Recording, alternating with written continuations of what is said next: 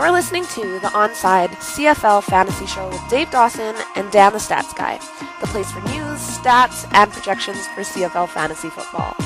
For written articles on CFL Fantasy each week, visit 3downnation.com. Now here's the guys with this week's show.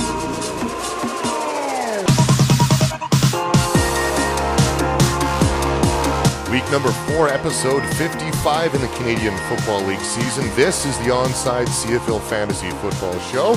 Off the hop, that was Artisan Loyalist with the Ace, a remix by T.H. White.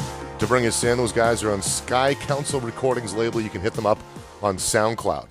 Dave Dawson and Dan the Stats Guy, and I guess no matter what platform you choose, Dan the Stats Guy, we pride ourselves in being your number one source for CFL fantasy info, not to mention a combined knowledge of 60 years of Canadian football. Yeah, you have a couple of Canadian guys covering this show here, guys that have been following the league since both of us, I think, the early 80s and mid 80s. And so, yeah, over 60 years of combined knowledge about the CFL, whether you're playing DFS or you have the old stat sheets, we can give you all the info and even some historical stuff. Yeah, I remember amazing fantasy performances. You look at Milt Stiegel, 2002. Mike Pringle in 1998 was pretty epic. And not to mention, not to be forgotten, Doug Flutie in 1994. Right, we remember those names, remember those guys having incredible performances. Milt Stiegel, 23 touchdowns in 2002. Pringle with his 2,000 yards rushing in 98, and something we'll probably never see again from him. And Doug Flutie with not just 94, 93, 92, 91, up to 1997 in the league.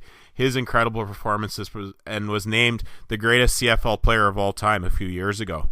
On the other side of it, the D doesn't get a whole lot of love often when it comes to fantasy sports. People like to put up the offensive points, and there's one thing that I love about football, and if you follow us on Twitter, you'll be aware of this when I do tweet, is the defensive side of the ball. And here's one thing we want to make a campaign for, and it dates all the way back to March in some conversations we had with some defensive players. Yeah, the campaign for half sacks, how about half tackles, having those included in fantasy football numbers, even just having, right, not just in fantasy football numbers, but in the overall stats. But moving forward, if the CFL wants to bring in individual player statistics into fantasy football, I know for a lot of people that have played the old season-long formats, you include defensive players. So why not include the half stats? So half sacks and half tackles. I think a lot of players, when it comes to their contract negotiations, would love to have that in their back pocket. Randy Ambrosie's been on the job for only a few days, and we're already giving him something else to work with. And we did chat with a couple of guys at Mark's CFL Week in Regina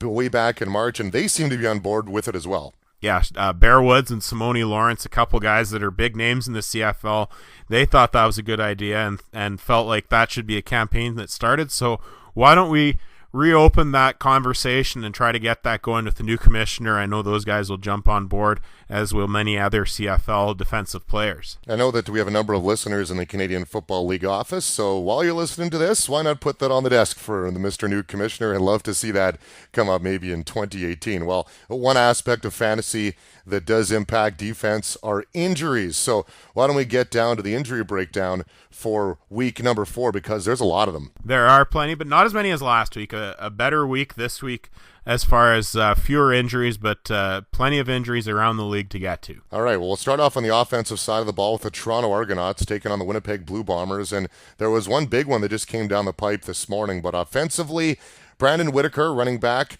he got both a head and an ankle injury, something that obviously that's recurring last week.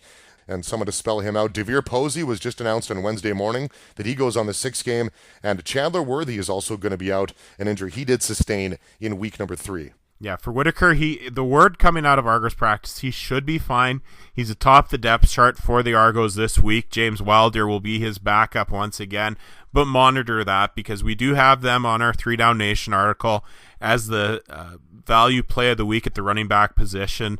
The Argos have the potential to do lots of rushing and put up plenty of points on the Winnipeg Blue Bombers. So if Whitaker is inactive at the game or at game time, or Wilder, but I can't really see Wilder being that, keep an eye on that with the inactives when they come out half an hour prior to the game. Posey, no word on exactly what the injury is. It's probably going to come out after this podcast is recorded, but he does go on the 6-game injured list. So Khalil Payton moves to the boundary wide receiver, and Jimmy Ralph, the rookie Canadian, will go get his first start.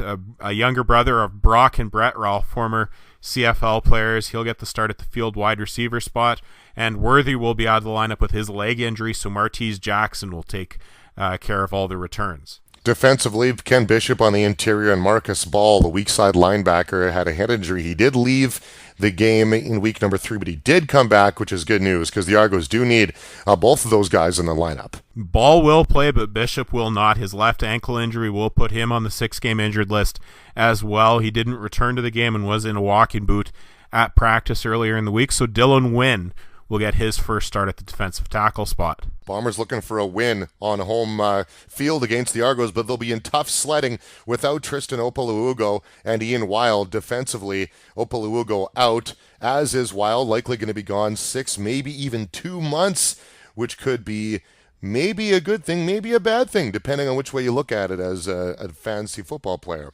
Well, for Wild, Kyle Knox will come in as the starter at the will linebacker spot. He was in the battle for the middle linebacker spot all through training camp and just became a backup, got a backup role, but now he'll be thrust into a starting position. Jackson Jeffcoat will get the start at the defensive end spot. For the Bombers, like you say, it will be a different looking defense, so maybe the Argos might take advantage of it, or these young guys might step up. If anything, Jackson Jeffcoat is now on the all-name team in the Canadian Football League. Chris Randall's made a name for himself over the years. Got a bit of a stinger in week number 3, but made his way back. Bombers definitely do need him defensively, and Kevin Fogg still looks like he's not good to go, which will allow another stud to work on all returns. Well, this is one for fantasy football players to keep an eye on. Ryan Langford, as I'll mention in the value segment, was a value play last week on the return game for the Bombers, as he was both on the punt return and the kick return. Also saw time on offense, spelling out LaDamian Washington. So Ryan Langford is the name that will be again on the returns for the Bombers as Kevin Fogg remains out. Moving to the doubleheader on Friday, Calgary is in Montreal.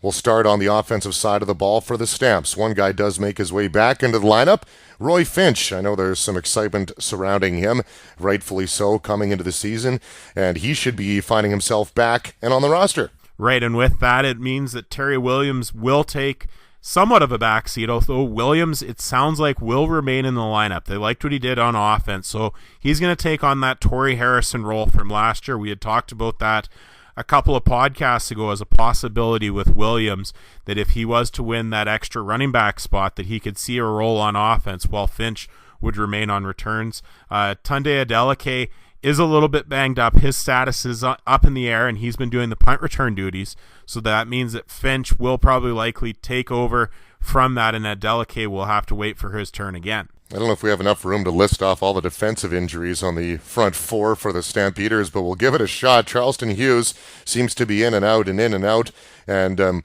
may find himself back in the lineup this week. Keshawn Fraser, he's going to be out long-term, and add a whole list of bodies onto that one as well. And Alex Singleton got a little bit banged up, and hopefully will be good to go for the Stamps on Friday. For Singleton, he didn't wear pads for practice, but he did participate on Monday, and it sounds like he'll be good to go. Charleston Hughes didn't play week 3. He's been practicing in throughout the week, but has missed quite a bit of time. James Vaughter started in his place, and Fraser is out for the year with the torn ACL. So Aston Whiteside will get an opportunity. The Stampeders also signed Reuben Frank to the practice roster and may give him an opportunity as the weeks go on. The former Edmonton Eskimo spent some time on the roster last season. Over to Montreal, Stefan Logan, hopefully, sounds like he should be all right and doesn't sound too serious of an injury and seems to keep that engine just continually going. And a guy I know that you should be fairly excited about to see for the Alouettes and is featured in our 3 Down Nation article that came out on Wednesday morning is Sam Jaguar. It looks like hopefully he'll be in the lineup this weekend. He's been practicing with the first team all week in practice. He missed the first 3 weeks with a hamstring injury, and they've been taking their time to bring him back. But now they have an opportunity to bring him back against a tough Calgary opponent. And it was during training camp that he played the outside field slot back spot, and it seems as though that might be the case. They may move Taquan Underwood around. They might also put Jaguar back in his field wide receiver spot, wait for the depth chart to come back, and keep an eye on Twitter for any updates from Alouettes practice. And Stefan Logan is expected to be in the lineup. He had a bit of an eye injury in week number 3, left the game, didn't return, but did practice throughout the week. There's been one injury storyline so far for the Ottawa Redblacks. It is keep an eye on the depth chart, because it's been the revolving circus of running backs, and William Powell does say that he will be hopefully in a spot where he can play this weekend. And I know that DFS users would love to plug him into the lineup because the potential that he does bring. That ankle injury, though, seems to be hampering him a little bit. He was expected to play in week number 3, but it wasn't until game day that he wasn't feeling his best still. So the Redblacks gave him another week off. Now he's saying he's as close to 100% as he can be, so he's expected to start on Friday, which will mean that Moses Madu will be an inactive for this game, as he was in week number 1. But again, wait for the final word, as we did last week with Powell, because we had said something similar last week, and then Powell on game day wasn't able to go.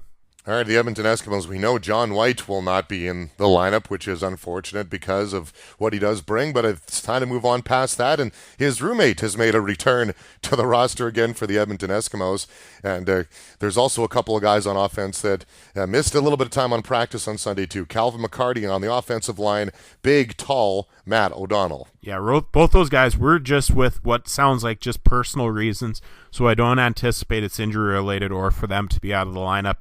And yeah, as you mentioned, with John White out for the season, so Trayvon Van, start the van, is the new thing in Edmonton. He gets the start at running back going forward. Kendall Lawrence was signed earlier in the week, and anticipate that he'll be getting a lot of return duties, as he had last year in Saskatchewan and Hamilton, with many people remembering his name. Different territory for the BC Lions, healthy for the most part. Many are wondering when Chris Williams will make his return to the lineup.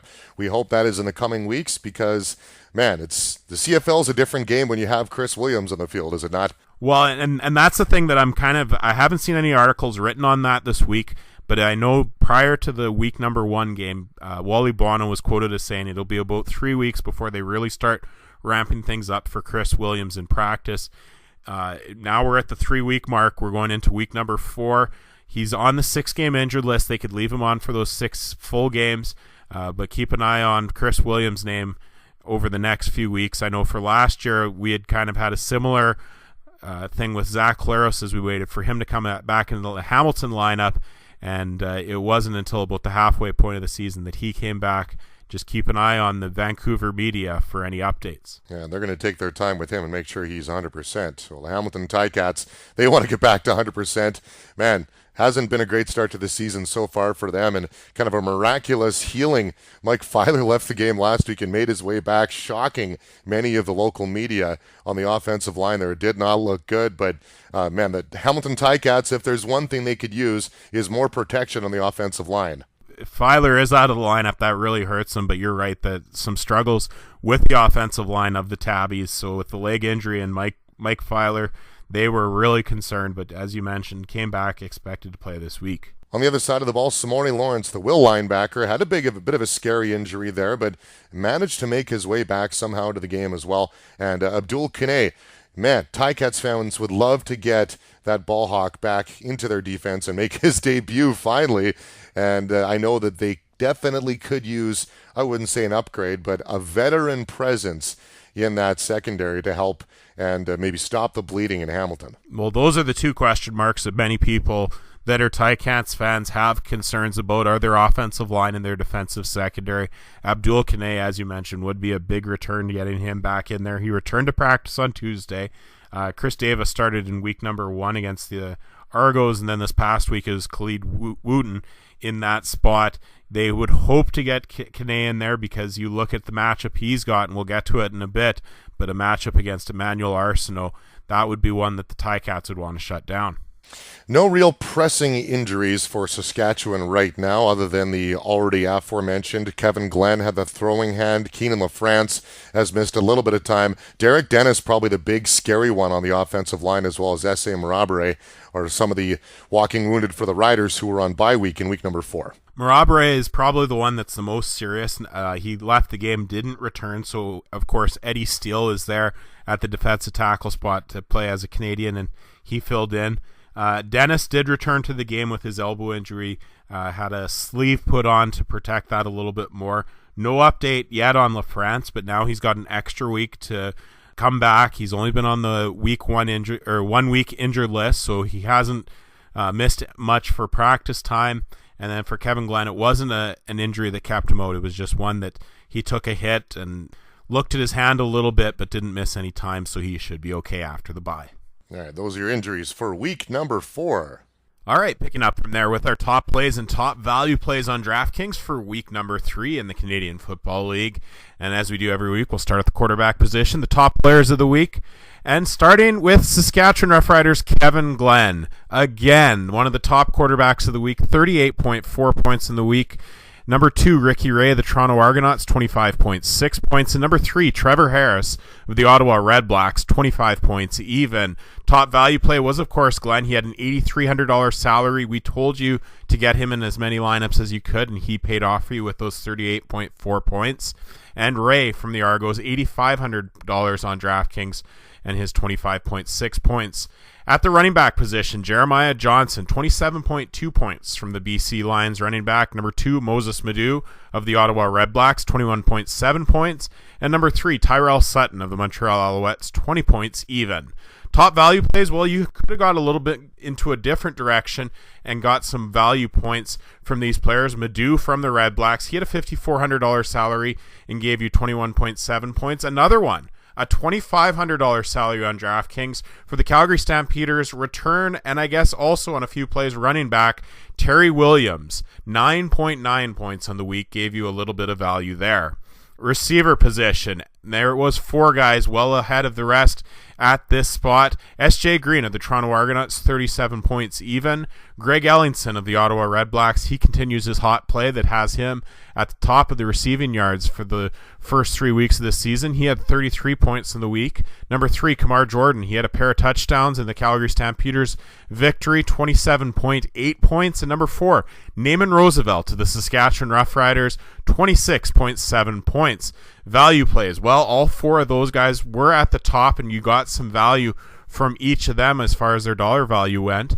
Also, some deeper value plays at receiver. Bakari Grant of the Saskatchewan Roughriders, $6,000 salary on DraftKings, 19.2 points. Devere Posey of the Toronto Argonauts, $6,100 salary, 19.2 points. And unfortunately, as we mentioned in the injury segment, he's now on the 6-game injured list. Number 3, Julian Fioli-Gadino of the Winnipeg Blue Bombers, a $4,000 salary. He produced 12.6 points.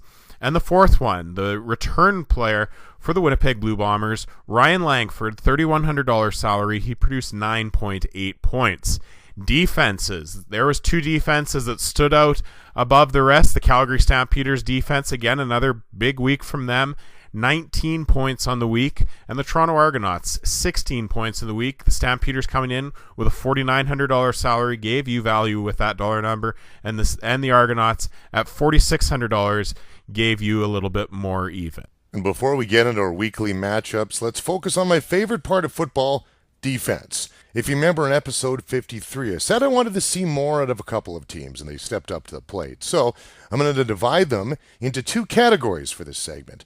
We know who you are, and we're still trying to figure out an identity. So the ones that we know are great fantasy defense, and are teams that put up sacks, pick the ball, and won't hurt your DraftKings score too heavily. Now, those guys are the Stampeders, the Argos, the Lions, and the Bombers. The Stamps have a $5,000 price tag this week, and in week 3, wreaked havoc over the Bombers. Pick 6, they registered a fumble recovery, and only sacked Matt Nichols, Bombers quarterback, once. But in spite of the wealth of injuries in the front 4, Calgary should be a reliable option in week number 4. The BC Lions have the top price tag of $5,200 this week and are playing a wounded animal of the Hamilton Ticats, no pun intended. The Lions are, knock on wood, extremely healthy, registered one interception in week 3 and would have had a 108-yard pick six if not for a controversial penalty that wiped that out. Look for them to be sack heavy on Saturday. Shame on you if you haven't jumped on the Toronto Argonauts bandwagon yet, but there's plenty of room left for now at a measly $4,700. Why not ride them until they prove you wrong? They had a hiccup in week number 2, but the Butler did it last week versus Ottawa. Victor Butler, that is, on the bookend. The Double Blue tallied 5 total sacks, 1 pick, and a fumble recovery. Expect much of the same this week. And there are many skeptics out there who don't feel the Winnipeg Blue Bombers deserve to be in consideration for one of the league's top defenses, but they continue to prove us wrong. They showed versus Calgary despite giving up 29 points. They're going to steal your lunch and eat it in front of you, so to speak. 2 interceptions for TJ Heath, and their lone quarterback sack came from now injured Tristan Opaluugo. I'd be a little more cautious around them this week, with Will linebacker Ian Wild also gone until September. At $4,500, however, almost unavoidable because like I said, they're going to create turnovers. Well, I really wanted to put the Montreal Alouettes here, but despite the group of coverage-savvy DBs and a genius for a defensive coordinator, Noel Thorpe, they only have 2 quarterback sacks through 3 games, one of those being on the front 4. Fantasy defenses are built around turnovers and sacks, so until they can do so, they'll be a well-coached football defense, but as a fantasy defense, middle of the road. This weekend, $4,600. Now to the second level. Edmonton Eskimos fans are already rhyming my name with curse words as I say this, but they have a great opportunity to step up on Friday versus Ottawa. Their D-line has started the season well, but I'd be concerned about the long-term feasibility of their health. Odell Willis and Daquan Bowers have had success getting to the quarterback, and if they can do so this weekend, they'd be a modest choice at $4,800. The defending Grey Cup champions are hearing it from everyone because they haven't won yet, aren't they? Man, cut them some slack. Well, first and foremost, they need to get pressure on the quarterback. They've been nearly shut out through 3 games, but they have also played some pretty stiff competition to start the season. 2 rematches with the Calgary Stampeders and the Toronto Argonauts to add it on there. Look for them to force a fumble or 2 versus Edmonton, but they may give up some big yards, unfortunately, so tread with caution at $4,400. And last but not least, the Hamilton Ticats. They're a bit of a weird animal, also no pun intended. If not for the 69 points they've given up in 2 outings, they'd actually be a pretty viable option. 3 sacks, a pick 6, and a blocked field goal for a touchdown. This week, however, BC's going to put up points again, which will make it all for naught. $4,500 for the Hamilton Ticats. And that's your team defense breakdown for week number 4. Into the matchups, the Toronto Argonauts and the Winnipeg Blue Bombers on Thursday, kicking things off. Ricky Ray will likely be looking at S.J. Green as a prime target after a big week in week number 3. On the depth chart, he'll be lining up against T.J. Heath on that boundary slot back position. S.J. Green offers up a salary of $7,600 on DraftKings. So far on the season, 30 targets, 10 per game on average, and 19 catches. Yeah, and primarily those have been on the boundary slot back that he's been going on. And yeah, against TJ Heath, Heath has been fairly good, of course, well known for his interception numbers so far. We talked about it with, I think, Darren Bombing from TSN Radio had tweeted out, and I said that TJ Heath is on pace for 27 interceptions this year. Of course, he might not get that much. But as far as receivers that are lining up across from TJ Heath, he's just giving up 37.5 yards per game. He's had pretty good year so far, and he's number 2 in that position in the entire CFL at the boundary halfback with Devere Posey, which we talked about in the injury segment and which we'll talk about right away here. It means that SJ Green is going to get that much more focus on him. And you've talked about on other weeks, both of us, Dave, we both have talked about if one player is missing, then it means that someone else is going to get more attention on them. I imagine that'll be SJ Green, and they're going to force the Toronto Argonauts to go in different places. Moving down the roster, second target likely going to be looking at Armonte Edwards on the depth chart. He'd be lined up on the field side, outside slot back spot, up against Rock Carmichael. And I know if you watched the game last week, the Bomber game, DFS fans are maybe a little bit excited about this matchup. Armonte Edwards offers a $5,900 salary on DraftKings so far on the season, 19 targets, which is an average of 6 per game, and 18 catches. The Argos kept him away for the most part from Imone Claiborne in the Ottawa Redblacks offense. Didn't really give him any targets last week in this position, but with this one you think that he will. He's still getting 47% of his targets in the outside slot back position on the field side, so I imagine that Armonte Edwards is going to be having a good day. He's going to get plenty of looks from Ricky Ray. It could be something similar to what he saw against the BC Lions in a matchup, and so keep an eye on this one. And as far as Armonte Edwards goes, he could be a real sleeper for you, and we do have him in our 3 Down Nation article. He was featured. That was released on Wednesday morning on 3downnation.com. So Khalil Payton, because of that injury Wednesday morning, the news that did come out, Devere Posey announced onto the 6-game injured list. So that's a big target out of there for Ricky Ray. Khalil Payton offers up a salary of $3,800 on DraftKings and hasn't really factored in much to the offense this season. On a depth chart at the boundary wideout spot, he'll line up against Chris Randall, which does force a very difficult matchup if he were to stay there for the game. Well, and last week he was in the lineup. He did get the start at the field wide receiver spot. 0 targets, 0 catches, 0 yards in his season debut with the Argonauts, so now he's going to be lining up on the boundary wide receiver spot. A difficult matchup with Chris Randall. Randall's giving up 64% completion rate on that side to receivers that are lining up there, 48 yards a game. Middle of the road, he's just behind Akwasi Owusu-Ansah, the Argonauts boundary corner, who himself has made a pretty good name for himself. Chris Randall always does that. He does things effectively, but doesn't get a whole lot of press from the media, and I think this is one where I think a lot of people are going to go chasing the points from Khalil Payton, but I think the better value play will be Armonte Edwards. And moving down the list on to Anthony Coombs, a $4,000 salary on DraftKings, the field side slot back on the inside. On a depth chart, that'll be up against Mo Leggett at the Sam linebacker spot. Anthony Coombs, so far this season, 15 targets, which is an average of 5 per game, and 12 catches. So value-wise, I don't think that's anything to jump up and down and get excited about, but maybe an opportunity there.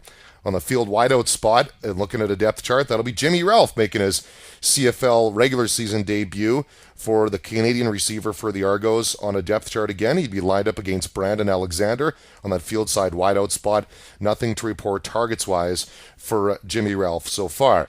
The Argos have had 128 targets throughout this season, 128 attempts by Ricky Ray on passes, and 18% have actually gone to that field wide receiver spot. Jeff Fuller has been the one that's got the majority of them. Nothing, as we mentioned earlier, from Khalil Payton last week, but it could be one, as you mentioned, if you really, really want to go at a really deep sleeper. There is Jimmy Ralph at a very cheap salary, and the Argos are a team that uses it maybe more so than a lot of other teams in the CFL. Yeah, the bare minimum, a receiver, $3,000 on DraftKings this week.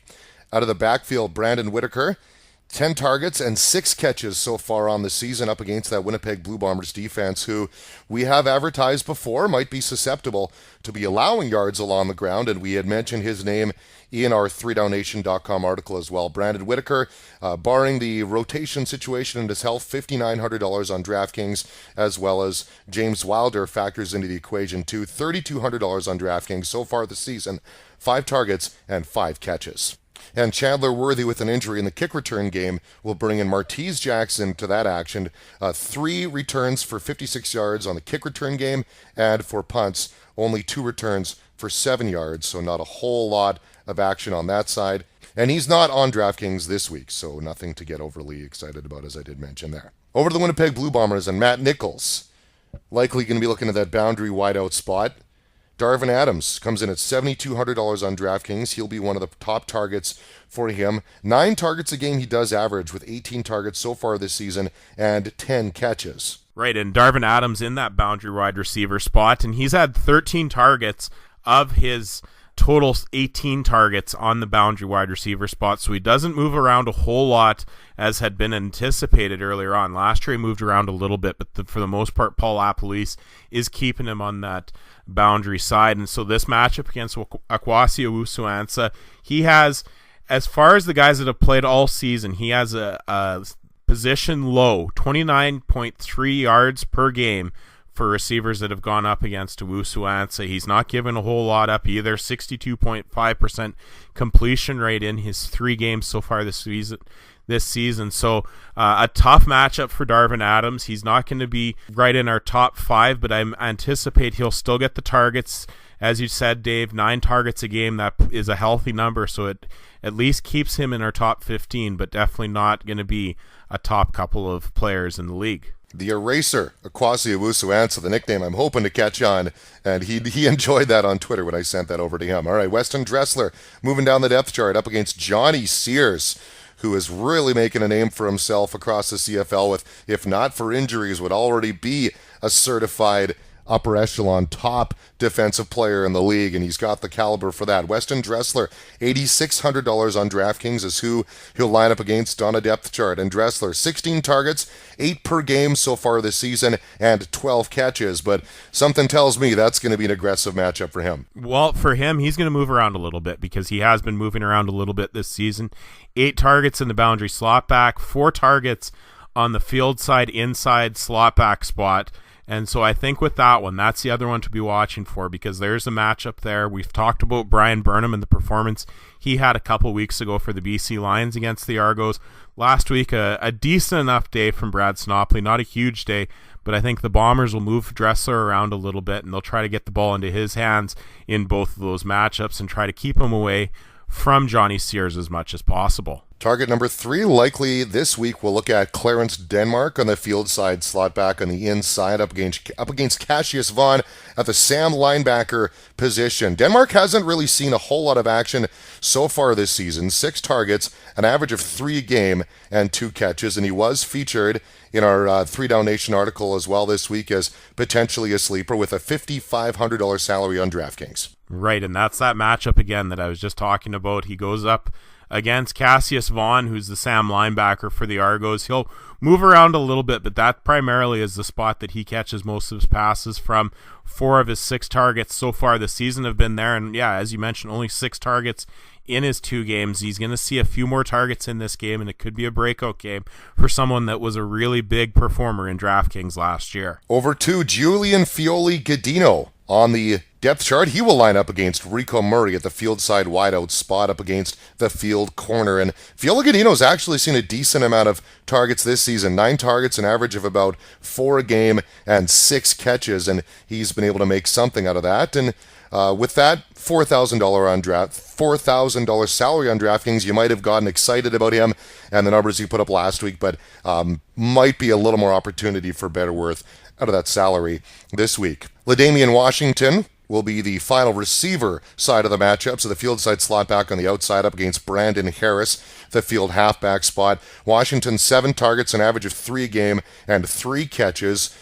Many would say didn't have that much of an admirable week last week, so be looking for a bounce back out of him. And maybe some people got a little bit excited, and we did as well, but still remains at that $3,000 salary on DraftKings. Moving over to Andrew Harris out of the backfield. The Bombers are going to feed him the ball, and they're always going to do it often. This season, out of the backfield, catching passes, 15 targets, an average of 7 a game, and 14 catches so far. So Harris this week, I wonder how he's going to factor in the running game as well. $7,500 salary on DraftKings. And in the return game, definitely maybe a little bit of value here with Kevin Fogg, that injury still. So Ryan Langford likely going to be seeing the kick and the punt return duty again for the Winnipeg Blue Bombers. In the kick return game, 11 returns for 251 yards in the season so far. And through punts, 8 of them he's seen for 56 yards and a pretty respectful salary if you want to plug and play and load up heavy on some big-time receivers, $3,500. To the Calgary Stampeders and the Montreal Alouettes, the doubleheader on Friday night. Bo Levi Mitchell likely going to be, he has so far been really, really heavy on 2 guys, starting with Marquay McDaniel. 26 targets, an average of about 9 per game, and 17 catches so far. Bit of a down week last week for Marquay McDaniel, but on DraftKings, that $7,900 salary likely is still going to be something that you'll be able to find some value out of.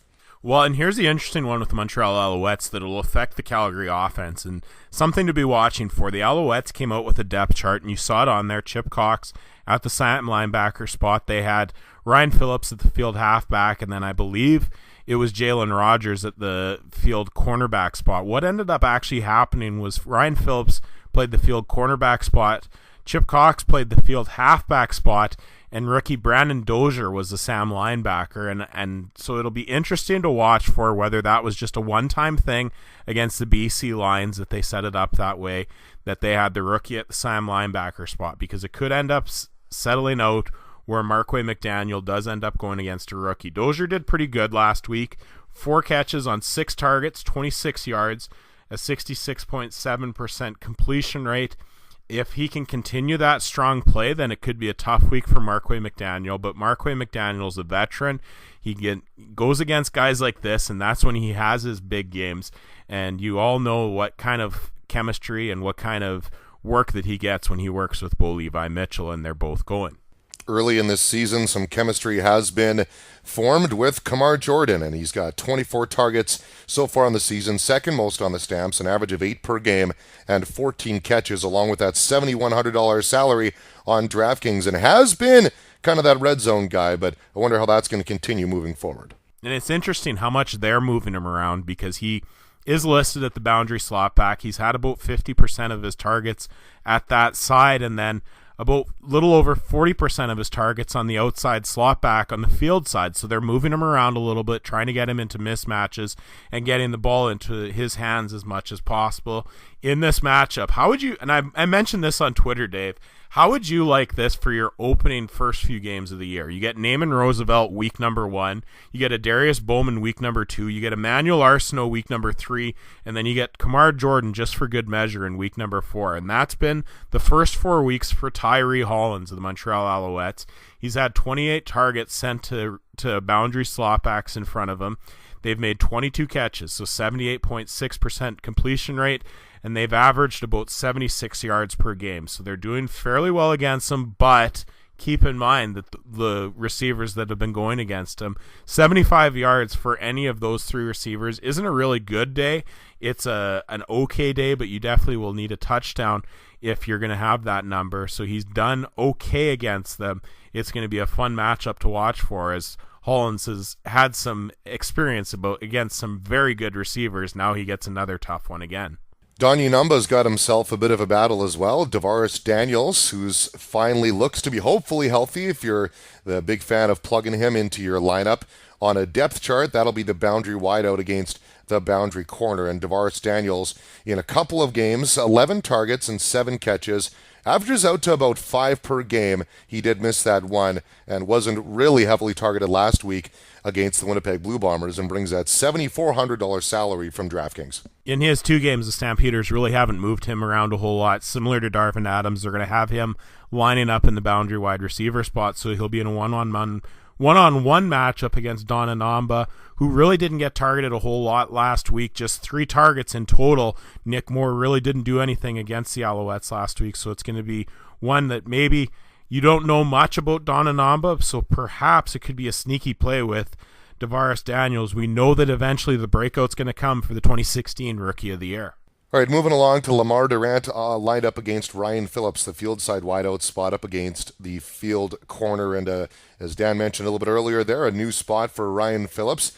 Lining up, Lamar Durant on the season so far, 15 targets and 12 catches, averages out to about 5 per game, and has really seen quite a decent output so far this season, but still hovers in around that $4,300 value on DraftKings. And I think just with the return of Davaris Daniels, I wonder if that production might drop a little bit as well. And rounding out the receiver position, likely looks like it's going to be Anthony Parker in that inside or the outside field slot back spot on a depth chart up against Chip Cox there. And so far, Parker this season, 7 targets, 4 catches, an average of about 2 per game. And that DraftKings salary for Anthony Parker hovers in around $3,800. Now, the Stamps love to get the ball to Jerome Messam out of the backfield. So far this season, 13 targets, 9 catches, the average of about 4 per game there. In the running back spot, I wonder what that's going to look like in our DFS rankings. You'll have to check those out. That brings a $7,000 salary on DraftKings. And in the kick return game, Roy Finch comes back this week, but he's not on DraftKings. So that we'll look at putting the numbers together for Terry Williams. And Williams in the kick return game so far this season, 7 returns of the kick return, 167 yards. And looks like they may be factoring him a little more into the offense, and you can tell that salary is already up there at $4,100. Right, and just picking up off Jerome Messam there, the Montreal Alouettes are giving up some yardage along the ground. You saw what Jeremiah Johnson did with the BC Lions last week, and then also going back into previous weeks with John White / Trayvon Van, and then also Cameron Marshall in week number 1. There has been points on the board against this Montreal Alouettes defense, so maybe Jerome Messam, this could be the week he finally breaks out. Over to the Montreal Alouettes, Darian Durant. His top targeted receiver so far this season has been B.J. Cunningham, seeing 19 of them. Only 11 catches, though, an average of about 6 per game. And he brings along a salary of $5,600 on DraftKings. And that matchup, if you're looking at a depth chart, he'll be on that boundary slot back side. And Jamar Wall on the boundary halfback is no slouch at coverage. Well, he is going to be listed at that, but again, this is another player, and this is the whole Montreal offense, that they move guys all around all over the field on their offense. B.J. Cunningham, 8 of his targets have been in the boundary slot back. They've also had him for a couple plays at boundary wide receiver. About 4 targets and 4 catches at the inside slot back on the field side, another couple on the outside slot back, and then a couple more on the field wide receiver spot. They're getting him moved around a little bit, trying to get the ball into his hands. They've also given him a couple carries. You talk about this matchup, Jamar Wall, the boundary halfback, who of course last year played more on the field side. Now they're giving him an opportunity on the boundary side, and he's done very well, allowing just 31 yards per game to people that have lined up in the boundary slot back. Catch rate of 61%, 13 of 21 on people that have been targeted against him. The next guy that I want to highlight, and I know me personally has kind of raised an eyebrow over his lack of production. But then if you look back at his stats from last season, he was a bit of a slow starter as well. And we all know how Ernest Jackson finished the season with a salary of $6,300 on DraftKings. This week, he'll line up at the boundary wideout spot. That'll be up against Tommy Campbell on the boundary corner. And boy, Tommy Campbell is a frustrating guy to play against. Ernest Jackson, 14 targets, only 7 catches this season with an average of 5 targets per game.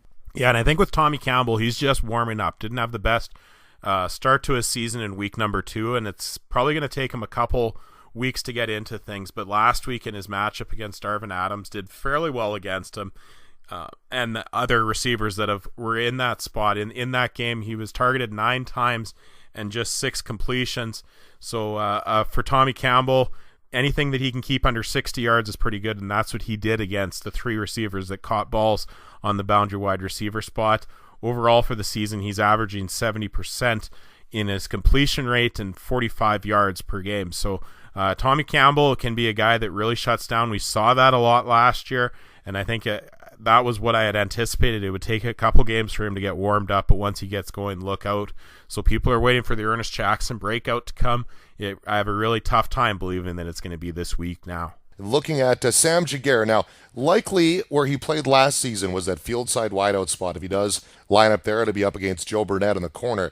Potentially, he has the ability to play that field side outside slot back spot, which could be up against Deontay Evans. And Giguere has a $3,600 salary on DraftKings coming into this week, and no numbers to report for him yet, but I wonder if, and again featured in our 3 Down Nation article that came out this morning, Giguere might be a guy to highlight this week.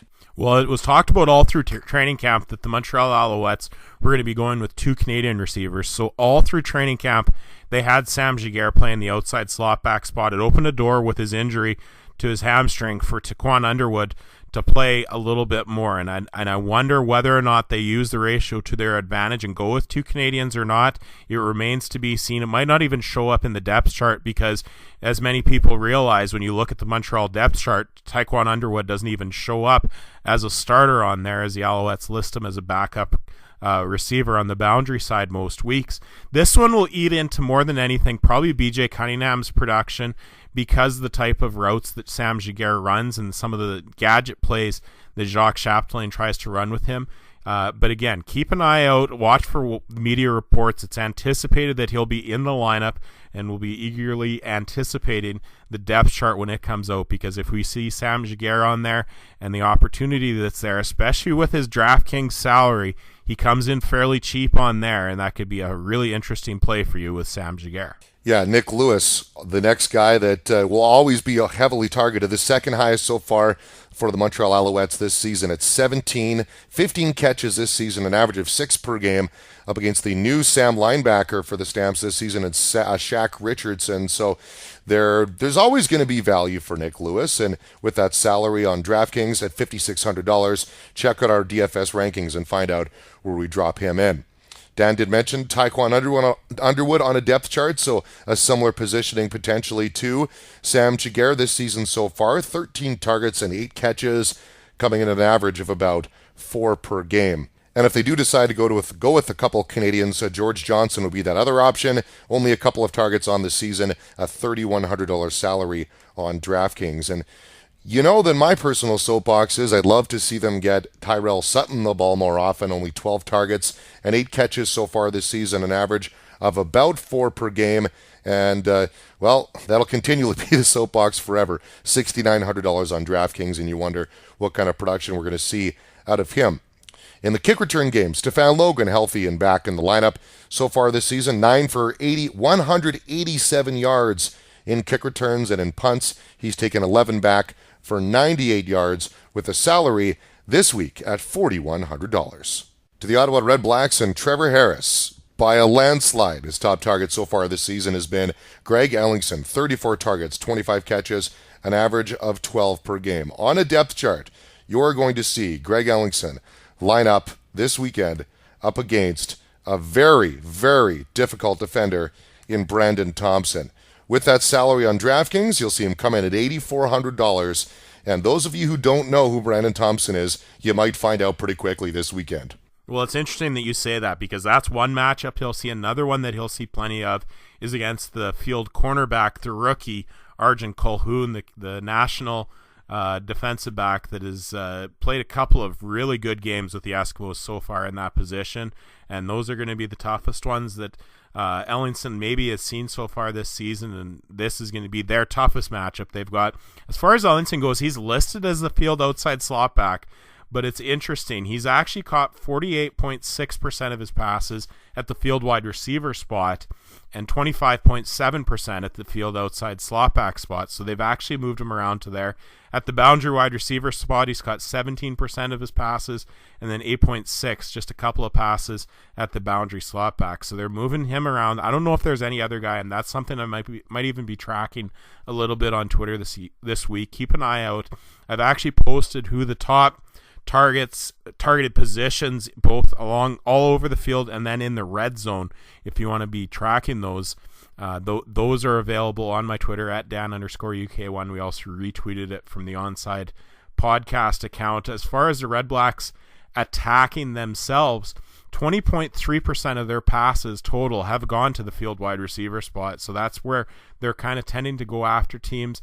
Ellingson is the one that moves all over the field. The other one is Trevor Harris's second favorite target, Brad Sinopoli. Yeah, and he'll be lined up on a depth chart up against Kenny Ladler, the field side slot back to the inside, up against the Sam linebacker. Sinopoli, 28 targets, 21 catches, but an average of 9 per game. So Harris is going to look his way, and he brings along a salary of $6,800 on DraftKings. And a difficult matchup again with that one. And that the whole field side for the Eskimos is the one that I think for the most part teams are shying away from a little bit because they've had so much trouble with those two other guys that I mentioned, and then also the Sam linebacker in concert with those other two. Kenny Ladler, the former Vanderbilt player, comes in and into his second season and really hasn't been targeted a lot. In 2 games, he got 4 targets in those games, just giving up 9 yards. He's done very well. He's been a ball hawk and someone that people have feared in his first year. In this second year, he's only going to get better. So a tough matchup also for Brad Sinopoli. They might actually move him around a little bit, try to get the ball into his hands on the boundary side, and that might be where he gets a little bit more value and a little bit more of targets. Well, on that boundary side is going to be Joshua Stangby on the wide receiver position up against Johnny Adams in that spot. And his salary that Stangby is going to come along with is $4,500. And you wonder what kind of production he might have this week. So far on the season, 17 targets for only 9 catches, about an average of 6 per game. But Johnny Adams, the CFL veteran, I wonder if there might be some value in how that's played this week. I think there could be some great production. Not a ton of targets, and only a 2-game sample size for Johnny Adams and the Edmonton Eskimos, so not really much to look at. But in the case of Adams, people that have lined up on the boundary wide receiver spot, 9 times have been targeted, 8 catches, 129 yards, so 64.5 yards per game, 89% completion rate. It's one of the highest in the whole CFL at that position, and of course those are generally your shutdown guys, so teams have had success against them in that position, so that could be one where it's really sneaky play with Joshua Stangby. Deontay Spencer onto the field side wideout spot up against Arjun Colquhoun. Well, you look at on a depth chart, that's the way that it would appear. Spencer, $6,900 this week, and his numbers on the season, 11 targets and 10 catches, comes about 4 per game. And don't forget about the kick return and punt return value in there as well, which I'll get to in a sec. But on a depth chart again, Arjun Colquhoun is who he will line up against. And finally, Dominique Rhymes up on that boundary slot back spot, how that will appear on a depth chart up against Gary Peters. 6 targets and 3 catches, about an average of 3 per game. And that spot vacated by Jaron Kreiner due to the injury, so Rhymes only appeared in a couple of games there. A $3,000 salary on DraftKings. Moses Madu out of the backfield, seen a couple of games through the air, 7 targets and 6 catches, about an average of 3 per game. And this week it's likely going to be William Powell. From all things, from what it does look like, $4,200 of a salary he does bring along, and Moses Madu comes in at $6,900, so quite a variance there. In the kick return game, as I did mention, Deontay Spencer is the punt return and the kick return guy.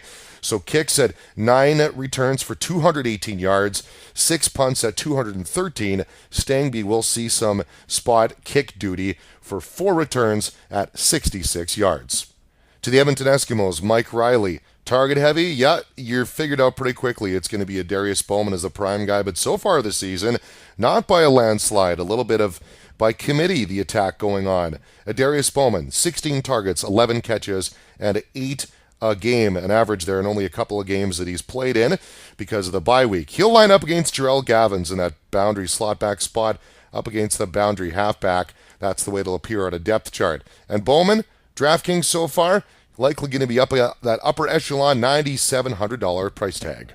And the one that people are going to be looking at here is that was the matchup that S.J. Green had last week against Jarrell Gavins, and you saw the week that S.J. Green had. But keep in mind, 6 targets, 5 catches, 117 of those yards came against the well-documented matchup against A.J. Jefferson along the field wide receiver spot. The Argonauts moved S.J. Green around a little bit, and in his matchup head-to-head against Jarrell Gavins, 9 targets, 4 catches, 70 yards, just that much. So below 50% completion rate against Jarrell Gavins. Gavins so far this season, he's been targeted quite a bit. He's given up plenty of yards, but he's also stopped quite a bit. He's had 21 targets, 11 catches, 225 yards. So he's averaging 75 yards a game, and we had talked about it earlier with Tyree Hollins of the Montreal Alouettes, how 75 yards for big receivers like S.J. Green and other players in that spot isn't the greatest week. And just a 52.4% completion rate. Darius Bowman is going to get fed. He is going to get tons of targets. He is the most targeted guy on the Eskimos, even with the committee that they're running with. He's had 10% of his targets in that boundary slot back, but they've also worked him around to the field wide receiver spot, both slot back spots on the field side, and then also on the boundary wide receiver. If they aren't getting any success against Jarrell Gavins, I could very well see the Eskimos putting Bowman in the inside slot back on the field side and trying to attack from there. Target number 2 is going to be Brandon Zylstra with $6,700 on DraftKings on a depth chart. Field side slot back to the outside up against Imone Claiborne, who's really made a name for himself so far in the Canadian Football League this season. 15 targets and 11 catches for Zylstra, an average of 8 per game this weekend. Yeah, and as I mentioned earlier, it's interesting to watch the progression with Imone Claiborne because he didn't come in with a lot of big press from last year. He was a guy that filled in at spot duty a few times for that championship Red Blacks team, but this year, through 3 games, just 12 targets, 6 catches, averaging 23 yards per catch. A matchup like Brandon Zylstra is going to be a real test for him. He hasn't really been tested a whole lot, and this was the target that the Mike Riley loves to go to. They'll move Zylstra around similar to Greg Ellingson. I think outside of Ellingson, and I'm gonna, like I said, I'm gonna run those numbers. You'll probably see something prior to kickoff as far as who's playing the most in their secondary position, and I believe that Zylstra will be the one, as he's been all over the field for the Eskimos. And if it isn't working and they're having trouble getting completions to Claiborne, they might move Zylstra elsewhere. But the one thing you know with Zylstra, they're going to try and push the ball downfield, and he's the deep target for Mike Riley. Yeah, the deep target against the BC Lions, and especially also in preseason, who's made a name for himself and a number of fans in the Edmonton area, is DeQuill Williams. 8 targets, 5 catches, an average of 4 per game on a depth chart. He'll line up at the field side wideout spot, which will be up against Corey Tyndall on the field corner. And a number of people are going to continually plug and play Williams in the anticipation that hopefully he'll have an explosive game again. Well, he's got a salary up there, $5,300 this weekend. Right, and as you mentioned, Corey Tyndall gets the start at field cornerback. Earlier in the week, A.J. Jefferson was released by the Ottawa Red Blacks following his performance against his former team, the Toronto Argonauts, and what S.J. Green did head-to-head against him. As far as Williams goes, it's tough to predict this one. We don't know a ton about Corey Tyndall. What we do know is a one-game sample. 5 targets, 4 catches, 100 yards was put up against him in his season debut earlier on in the season against the Calgary Stampeders. And if that's going to be the way that the Eskimos go after him, then maybe there will be success. But it's tough to see that he's going to have a performance like that every time if Rick Campbell believes in him and was believing in him enough that he would release the veteran A.J. Jefferson.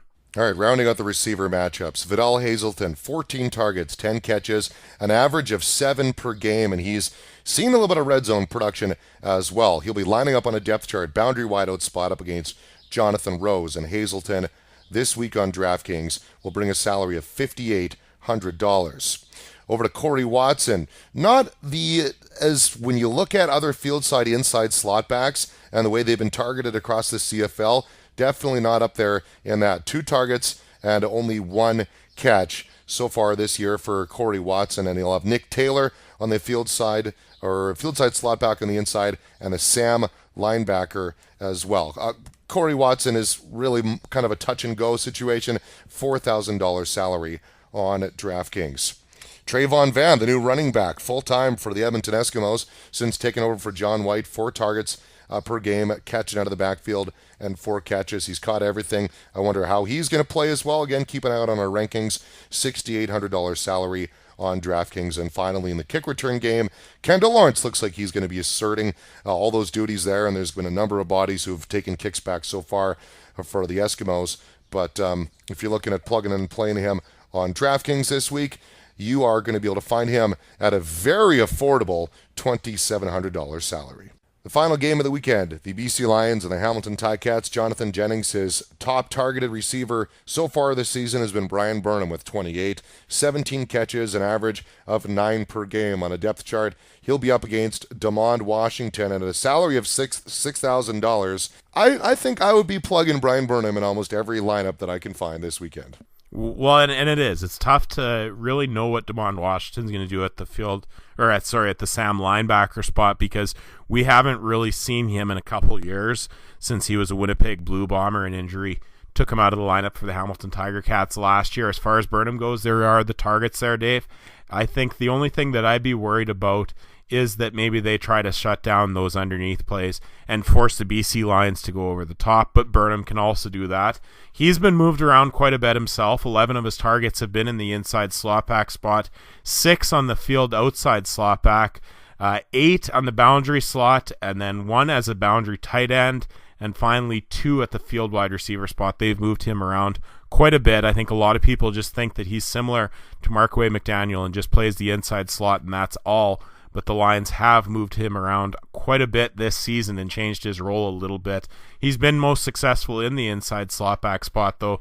129 of his yards have come in that position, and it is a position that generally they go about 20% of the time. So it's going to be one to watch for, because who are the Ticats going to put up against him?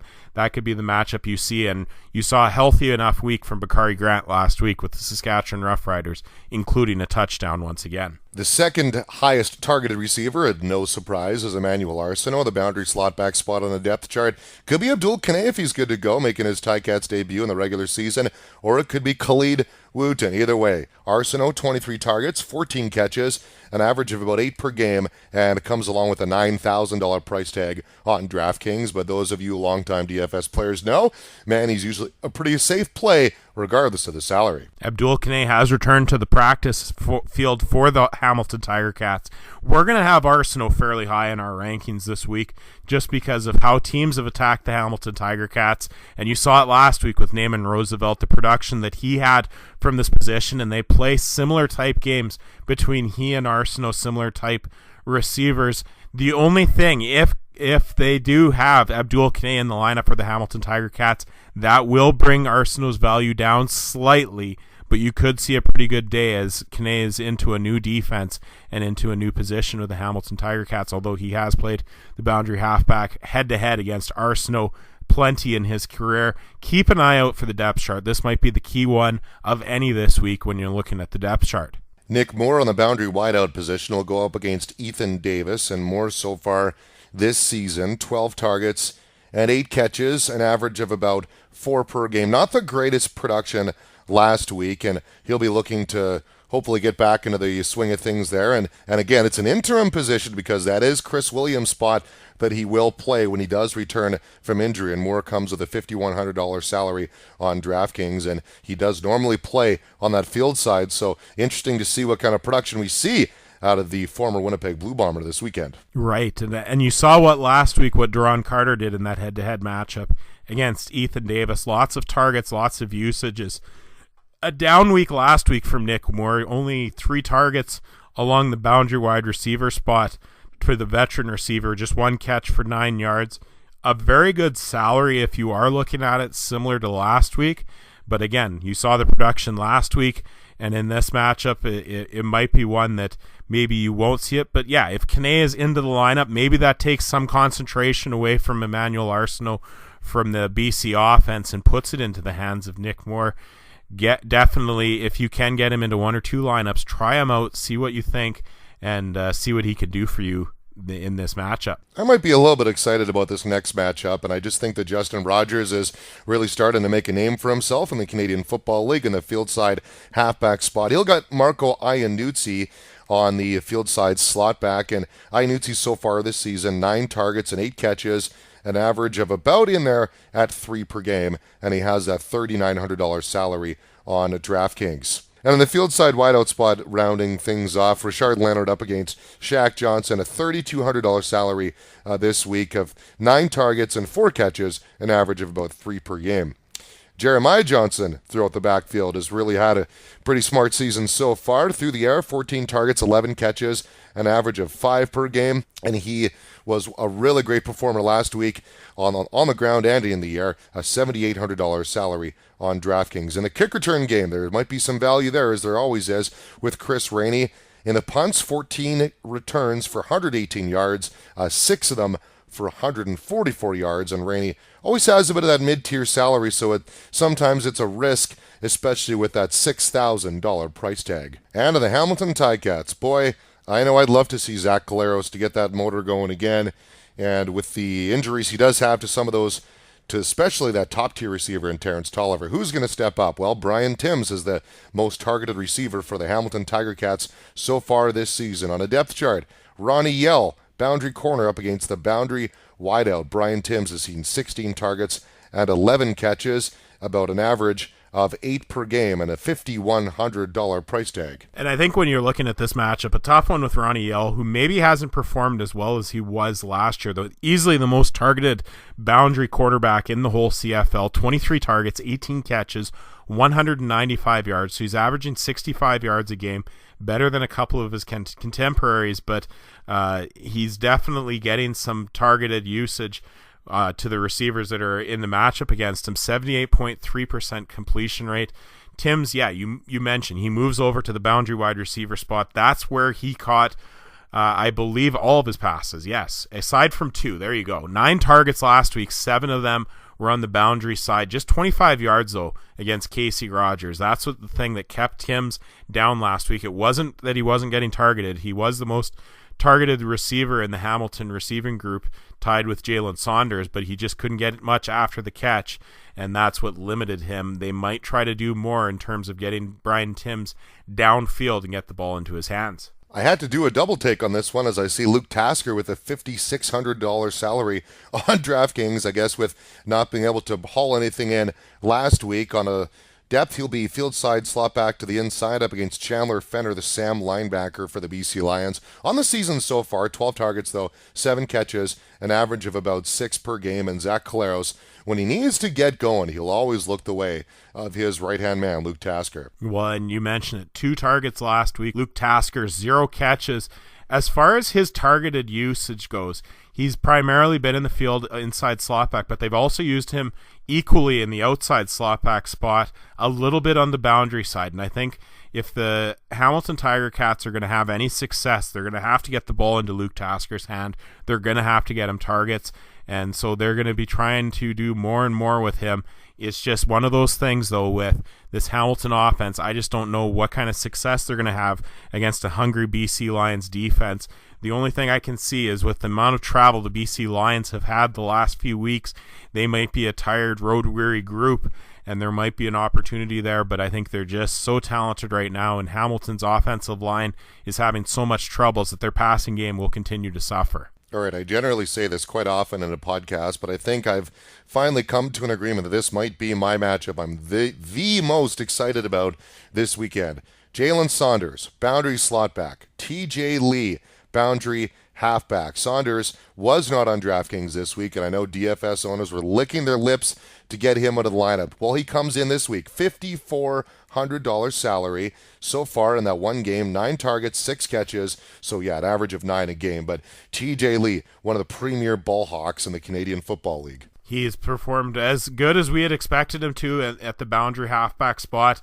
A couple of tough battles early on in the season for him, but I think he's been as good as anticipated. 65% completion rate, about 75 yards. That puts him right on par with Jarrell Gavins, Tyree Hollins, and then in those 226 yards on the season. I think for this matchup, Jalen Saunders, you could either see him here. Last week he was listed as the outside field slot back on the Ticats depth chart, but by the end of the game, especially in the fourth quarter, the Ticats were using him more so on the boundary side. If this is the matchup, it will be one that will be a tough one for Jalen Saunders. I know a lot of people are going both feet in on Saunders, and myself, a Oklahoma Sooners fan, I want to see him succeed. It's a tough matchup if they have him here. If he goes to the outside slot back on the field side, there might be more opportunity, but I anticipate they're going to use him more here and Junior Collins in the other spot. Yeah, as Dan mentioned, Junior Collins field side slot back to the outside, likely going to be Anthony Gator on the field side halfback. Collins 4 targets and 2 catches, an average of 4 per game, and DraftKings salary this week comes in at $4,000. Rounding out the receivers, Mike Jones on the field side wideout spot. He is going to see some Anthony Thompson in the field corner. And Jones, 7 targets, 5 catches, an average of a couple per game. And he's not really one who will bring you a tremendous amount of value. $3,700, doesn't have value in the kick return game, so not one I would jump up and down over either. But in the kick return game, Brandon Banks, 10 returns for 186 yards. And on the punt returns, 3 of them for 46 yards. Dan was on TSN 1150 in Hamilton this week talking about Banks' value and $5,800 on DraftKings.